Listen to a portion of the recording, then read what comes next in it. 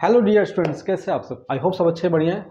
तो आज हमारे इस चैनल का सबसे पहला क्लास है मैथमेटिक्स का, जो कि मैंने क्लास 10 का वॉल्यूम एंड सरफेस एरिया का कुछ क्वेश्चन सेलेक्ट किया है। और ये आपका क्लास 10 एनसीईआरटी के एक्सरसाइज 13.3 का पहला 3 क्वेश्चन हमने यहाँ पे लिखा आपके लिए। ठीक है, तो देखिए क्या मोटिव है इस चैनल को बनाने का आपके लिए। सबसे पहला मोटिव तो मैं ये बोलूँगा कि जो मेरा मानना है और जो मेरे एक इंट्यूशन इस चैनल को लेके और मैथ्स को लेके, कि मैथ्स को हम बहुत फंडामेंटली और जितने प्रैक्टिकली अप्रोच के तरीके से हम पढ़ सकेंगे उस अप्रोच को हम फॉलो करेंगे, है ना। और साथ में हम ये भी देखेंगे कि अप्रोच को अप्लाई करते करते हमारा कैलकुलेशन कितना आसान बन सके, है ना। आसान बन सके कहने का मतलब ये है कि किस तरीके से हम अपने कैलकुलेशन का अप्रोच रखेंगे ताकि जल्द से जल्द अपने कंक्लूजन पे, अपने आंसर पे पहुंच पाए, लेकिन क्या विद कंसेप्ट, है ना। तो चलिए अभी स्टार्ट करते हैं।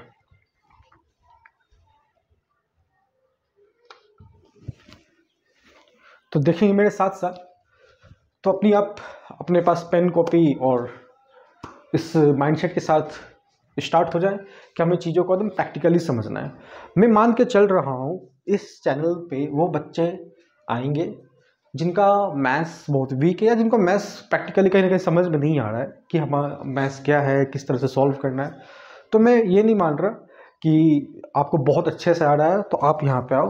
मेरा मानना है, मैं उन स्टूडेंट्स को पढ़ा रहा हूँ, उन स्टूडेंट्स के लिए चैनल से जो मैथ्स आज तक समझ नहीं पाए सही से, है ना। तो हमारा मोटिव इस चीज़ को लेके है इस चैनल को स्टार्ट करने का। तो आइए स्टार्ट करते हैं। पहला क्वेश्चन क्या है, चीज़ों को एकदम ध्यान से समझना। देखिए क्या है, metallic sphere of radius 4.2 centimetre is melted and recast into the shape of a cylinder of radius 6 centimeter.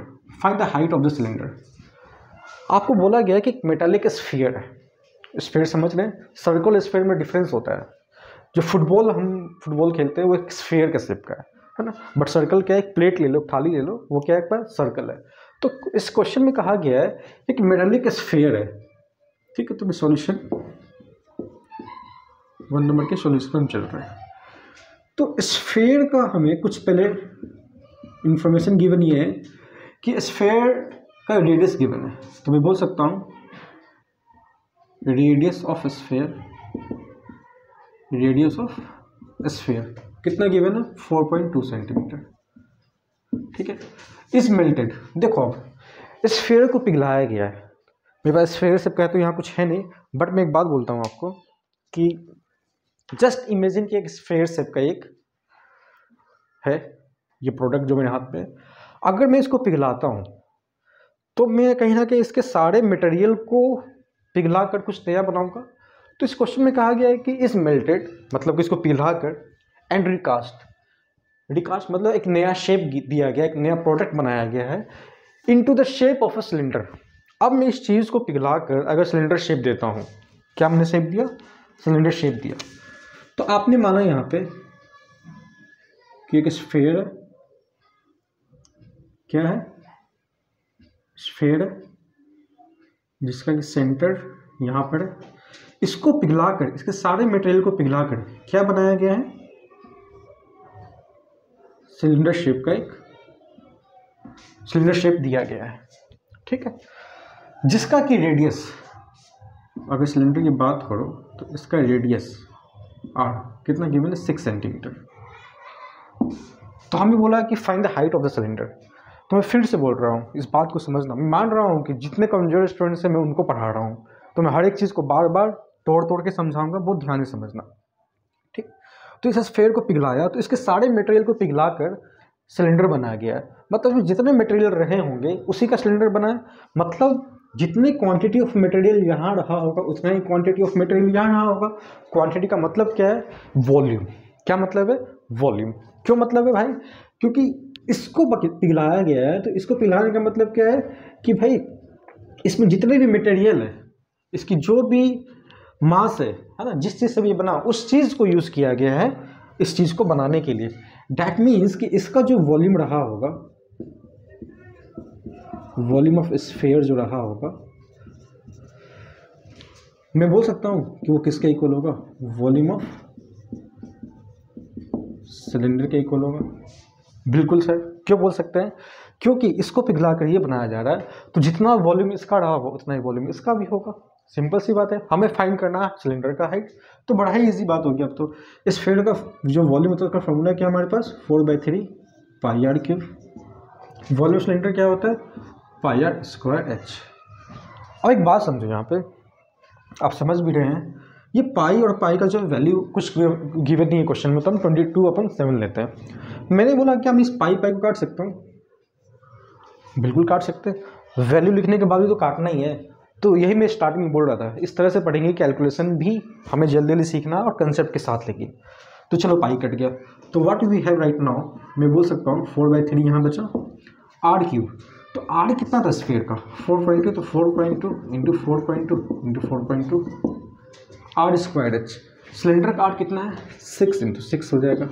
हमें एच फाइंड करना है ना। तो मैंने एच यहाँ छोड़ दिया अगर, और ये अपनी जगह पर है 4.2 इंटू 4.2 इंटू 4.2,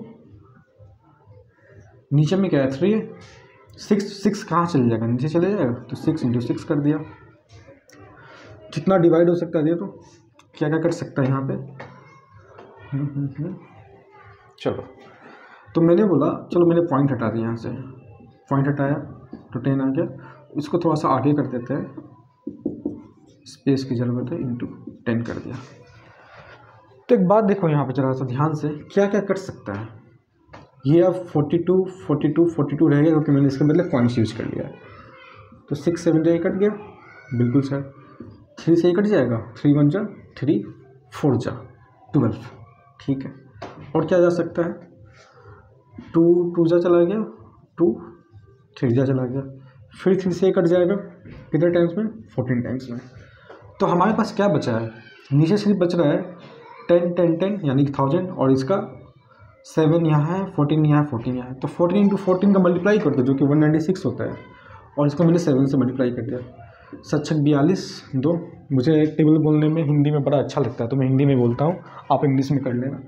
7 6 7 42 2, कैडी 4 बार, 7 नंबर 63, 63 और 4 67, यानी कि 67। 7 के 6 कैरी, 7 का 7 7 छक, 7 और 6 13, ठीक है। तो कितना आ रहा है ये, 1372। नीचे में कितना है 1000, यानी कि हाइट कहीं ना कहीं इसका आ रहा है कितना, 1.372। कैलकुलेशन एक बार फिर से आप चेक जरूर कर लेना, है ना। मैं भी एक बार देख लेता हूँ कि कैलकुलेशंस मैंने भली बाती आपके लिए किया है या नहीं। यहाँ पे 6 नीचे आ गया, 6 नीचे आ गया, ठीक है, 3 नीचे था ही। तो चलो हमारा हाइट कितना आ गया यहाँ पे, 1.372 सेंटीमीटर। अब बोलेंगे क्वेश्चन तो बहुत इजी था। क्वेश्चन तो इजी, एग्जाम में आपको देखो कैलकुलेशन का भी अप्रोच रखना और समझते हुए, है ना। तो ऐसा क्यों हुआ, मैंने उसको समझाने की आपके पास कोशिश की इस बात को। तो नेक्स्ट क्वेश्चन में मूव करते हैं। हर एक बात को आप नोट डाउन जरूर करेंगे।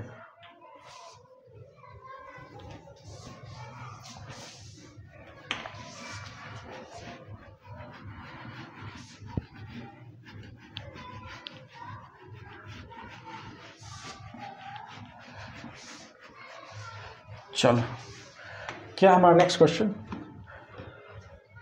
में ध्यान देंगे। Second question is metallic spheres of radii. Radii क्या है, अगर एक सर्कल की एक रेडियस की बात हो रही है तो उसे रेडियस बोलते हैं, एक से ज़्यादा रेडियस की बात हो रही है तो उसे रेडाई बोलते हैं। तो रेडाई क्या हो गया, प्लूरल हो गया। तो metallic spheres of radii 6 centimetre, 8 centimetre and 10 centimetre respectively are melted to form a single solid sphere. Find the radius of the resulting sphere. बोला गया है, तो मैंने लिखा है यहाँ पे सॉल्यूशन नंबर 2, है ना। बोला गया 3 मेटेलिक स्फीयर्स है जिसका रेडियस अलग अलग 6, 8 और 10 गिवन है। तो अगर मैं बोलता हूँ आपको कि मैंने बोला एक मेटेलिक स्फीयर्स यहाँ पर है, ठीक है, 3 डायमेंशन आप भी बनाएंगे, फिगर बनाना इंपॉर्टेंट है, ये सेंटर मान के चलेंगे। एक मेटेलिक स्फीयर, थोड़ा सा फिगर यहाँ गड़बड़ बन सकता है, बट मैं कोशिश करूँगा अच्छा बने। और एक मेटालिक स्फीयर यहाँ पर है। तो मैंने बोला इस तीनों को पिघलाकर एक नया बन रहा है। तीनों को पिघला कर अगर नया बनेगा तो एक बात सोचो आप जरा सा, इस चीज़ को समझो कि इसका जितना मटेरियल और इसका जितना मटेरियल और इसका जितना मटेरियल है, इस सारे मटेरियल को पिघला कर एक नींव बन रहा है। तो मैं बोल सकता हूँ इनके मटेरियल्स को ऐड करके, या यूँ बोलो इनके मटेरियल्स को पिघला कर ही बनाया गया, तो सारे मटेरियल ऐड कर सकते हैं कि जितना मटेरियल यहाँ से आया और जितना मटेरियल यहाँ से, जितना मटेरियल यहाँ से, इन सबको जोड़ के ही कहीं ना कहीं एक नया स्फीयर बनाया गया। तो मतलब बोल सकते हैं कि इन ये जो तीनों स्फीयर का वॉल्यूम होगा वो न्यू स्फीयर के वॉल्यूम के इक्वल होगा। ठीक है, बिल्कुल सही बात है। हमसे पूछा गया है कि भाई जो रिजल्टिंग स्फीयर बना है, जो नया स्फीयर बन रहा है, उसका हमें रेडियस फाइंड करना है। तो देखो भाई फॉर्मूला क्या होगा, स्फीयर का वॉल्यूम क्या होता है, वॉल्यूम, तो मैं पूरा ही लिख देता हूँ इस चीज़ को, वॉल्यूम ऑफ स्फीयर 1, मैंने इसको 1 नाम दे दिया, plus volume of sphere 2 plus volume of sphere 3 equals to volume of new sphere. ठीक है, तो वॉल्यूम ऑफ स्फीयर 1 क्या होगा, वॉल्यूम 4/3 पाई, आर सबका अलग है तो मैंने r³ 1 लिख दिया यहाँ पे, 4/3 पाई r³ r2 नाम दिया इसका, 4/3 पाई r³ यहाँ पर r2 तो दे दिया ना, यहाँ पर r3 इसका नाम दे दिया मैंने, और इसको मैंने नाम दिया 4/3, इसके r को कैप्स में लिख दिया, तो हमारा काम हो गया। अब ध्यान से देखो 4/3 पाई 4/3 पाई 4/3 पाई कॉमन है, तो अब 4/3 कॉमन ले लीजिए, 4/3 पाई कॉमन ले लीजिए, क्या बचा आपके पास, r³ 1 r³ 2 r³ 3, यही बचेगा। और किसी बच्चे को समझ में नहीं आया है ये वाला कि क्या है, तो देखो, तो हमने जब कॉमन निकाल दिया तो इस पूरे को इससे डिवाइड देंगे तो ये पार्ट और ये पार्ट तो पूरा खत्म हो जाएगा, 4/3 पाई, क्या बचेगा, r³ 1 प्लस, तो यहाँ प्लस, इस पूरे को इससे डिवाइड दिया तो 4/3 पाई 4/3 पाई कैंसिल, डिवाइड हो जाएगा, खत्म हो जाएगा, तो क्या बचेगा, सिर्फ और सिर्फ r³ 2 बचेगा, तो प्लस का r³ 2, फिर इसको इससे डिवाइड दिया तो 4/3 पाई खत्म, 4/3 पाई से, तो क्या बचा r³ 3, तो r³ 3 इक्वल्स टू क्या है यहाँ पे 4/3 पाई r³। मैं इसको और इसको पूरा काट सकता हूँ, क्यों, क्योंकि अगर ये नीचे आएगा तो इससे ये डिवाइड होकर ख़त्म हो जाएगा, यानी 4/3 पाई 4/3 पाई पूरा कैंसिल आउट हो गया। क्या बचा फिर r1, तो पहला रेडियस कितना है क्वेश्चन में, 8 सेंटीमीटर, मतलब 8 का क्यूब। ठीक है, दूसरा कितना है, ओह पहला तो 6 सेंटीमीटर है, तो मैंने बोला 6 का क्यूब प्लस 8 का क्यूब प्लस 10 का क्यूब, हमें फाइंड करना r³, तो मैं लिख लेता हूँ उसको यहाँ पर, 6 का क्यूब 216, 8 का क्यूब 512 और 10 का क्यूब 1000, तो यहाँ कितना हो गया r³, तो कितना हो गया 10 5 15 15 15 तो 17 1700 ये हो गया, और 16 12 12 24 24 4 28, तो 1728 आ रहा है ये, तो r³ मैं बोल सकता हूँ 1728। अब देखना यहाँ पर है कि किस नंबर का क्यूब 1728 होता है। सपोज मुझे नहीं पता है कि किस नंबर का क्यूब 1728 होता है, तो हम प्राइम फैक्टराइजेशन कर सकते हैं, लॉन्ग डिवीजन मेथड भी कर सकते हैं, है ना। तो चलो मैं प्राइम फैक्टराइजेशन से आपको उस चीज़ को करूँ, तो या ट्राई भी कर सकते हो, जैसे कि 10 का क्यूब कितना हो गया 1000 हो गया। ठीक है, किस नंबर का, तो 12 का ट्राई कर लो। क्यों ट्राई कर रहा हूँ मैं 12 का, देखो एक चीज़ बताता हूँ, 2 2 जा 4 2 जा 8, 2 दूना 4 दूना 8, तो 8 इसी में आ सकता है लास्ट में। तो 12 का स्क्वायर तो 144 होता है, 144 को 12 से कट दो तो शायद 1728 आ जाए। 2 चौका 8, 2 चौका 8 और यहाँ हो गया 2, यहाँ गया 4, यहाँ गया 4 और यहाँ चला जाएगा 1, तो 8 8 12 2, तो आ गया आपका। मतलब इसको आप लिख सकते हैं 12 का क्यूब। पावर जब सेम है तो बेस इक्वल हो जाएगा, तो यानी कि r कितना आ जाएगा 12 सेंटीमीटर में सब गिवन है, तो आपका रिजल्टिंग स्फीयर का r कितना हो जाएगा 12 आ जाएगा। बड़ा ही कॉन्सेप्चुअल क्वेश्चन था अगेन, है ना। तो चलिए इसको नोट डाउन करोगे समझते हुए। और कैलकुलेशन का अप्रोच इसी तरीके से आपको रखना है, तो एग्जाम में आपका टाइम बहुत बचेगा इससे। जहाँ पे दिख रहा है कि पाई ख़त्म हो सकता है तुरंत ख़त्म करना है, उसकी वैल्यू पुट करने की कोई नीड हमारे पास बिल्कुल भी नहीं है। ठीक है सर।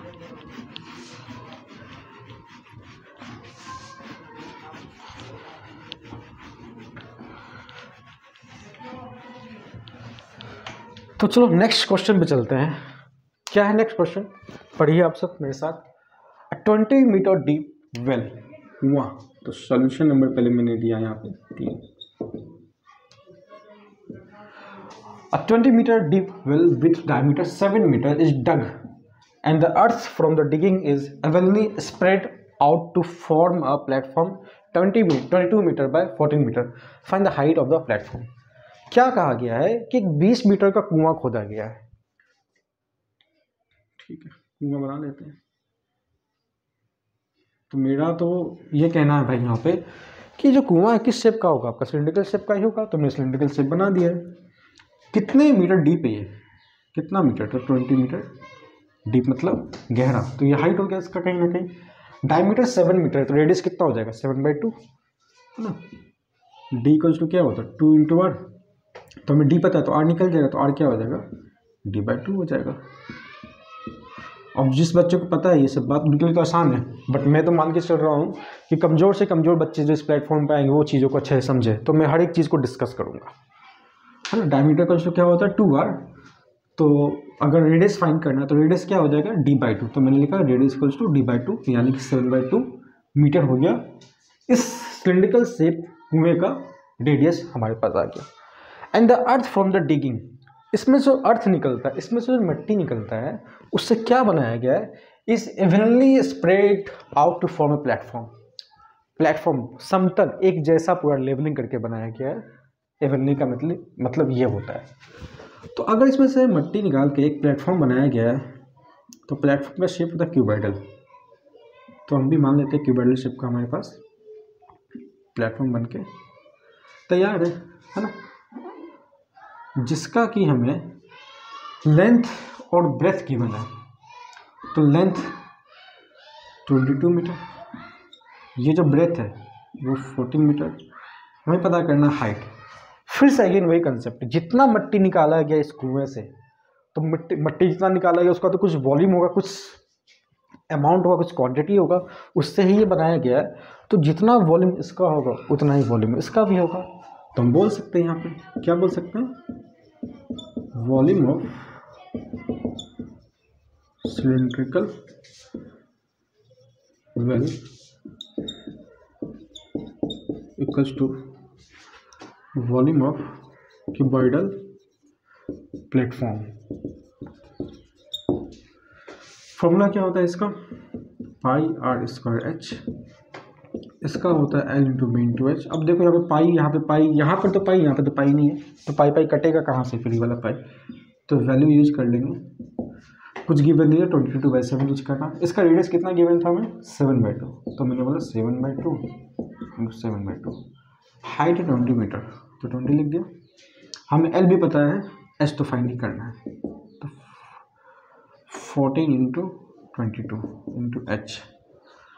तो मैं अगर h को यहाँ छोड़ देता हूँ तो आप एक काम करो, पहले जो कटता कर दो, ये इसे कट गया, ये 11 बार में कट गया और ये कट गया 10 बार में, तो बचा क्या 11 × 7 × 10। नीचे क्या क्या आ जाएगा 14 और 22 आ जाएगा। 2 टाइम्स में ये ख़त्म हो गया, 2 टाइम्स में ये ख़त्म हो गया, 5 से ये ख़त्म हो गया और 2.5 से ही ख़त्म हो जाएगा। तो हाइट कितना आ जाएगा 2.5, मीटर में सब कुछ है तो मीटर आ जाएगा। मतलब इसका जो हाइट है, ये जो प्लेटफॉर्म बनाया गया है, इसका हाइट कितना होगा 2.5 मीटर आएगा। ठीक है, बात समझ में आया। बड़ा ही इजी है, कब जब आप चीज़ों को अच्छे से समझ के रखेंगे तब। तो आई जस्ट होप कि आपको ये बात अच्छे से समझ में आया है। कोई भी आपको इस कंसेप्ट में प्रॉब्लम है या किसी कैलकुलेशन को मैंने कैसे ले लिया, हाँ एक चीज़ बोलता हूँ, पहले क्वेश्चन में आप हाइट चेक कर लेना, है ना, कि जो मैंने निकाला वो एग्जैक्टली सही आया है या नहीं। कि आई डाउट कि मैंने फटाफट कुछ कैलकुलेशन में भी मिस्टेक शायद हुआ होगा, बट आई होप कि सही वो निकला होगा। तो ऐसा कुछ होता है तो मुझे कमेंट बॉक्स में बताएंगे भी, ठीक है। तो कंसेप्ट हमारा क्लियर है। कैलकुलेशन में कभी कभी ऊपर नीचे होते रहता है। तो चलिए मिलते हैं नेक्स्ट वीडियो में कुछ और अच्छे क्वेश्चंस और कंसेप्ट के साथ। टिल देन आप रिवाइज कीजिए, इसे पढ़िए। तो till then bye bye, take care.